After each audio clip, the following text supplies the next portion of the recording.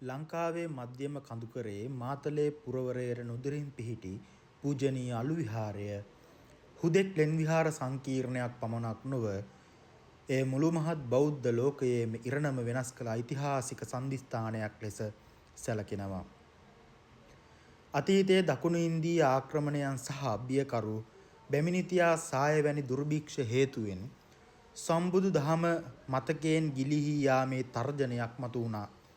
මේ අභියෝගයට මුහුණ දීම සඳහා ක්‍රිස්තු පූර්ව පළවන සියවසේදී වට්ටගාමිනී අභය නොහොත් වලගම්බා රජ සමයේ මහරහතන් වහන්සේලා මේ පින්බිමට රැස් වුණා.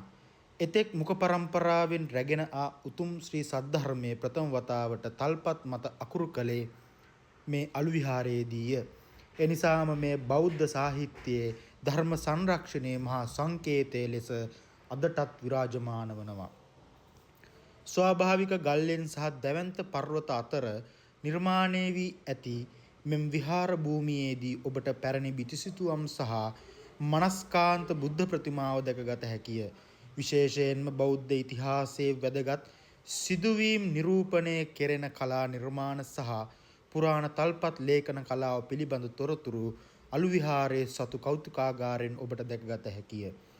පර්වත මුදුනක සිට පෙනෙන සුන්දර වටපිටාවත් නිසල නිහඬ පරිසරයත් ඔබේ සිතට පුදුමාකාර සහනයක් ගෙනෙන නොඅනුමානයි. ඉතිහාසය, පුරාවිද්‍යාව සහ ආගමික භක්තිය එකට යා කළ මාතලේ අලු විහාරයේ අපේ උරුමය, එහෙම නැත්නම් අපේ අභිමානයයි.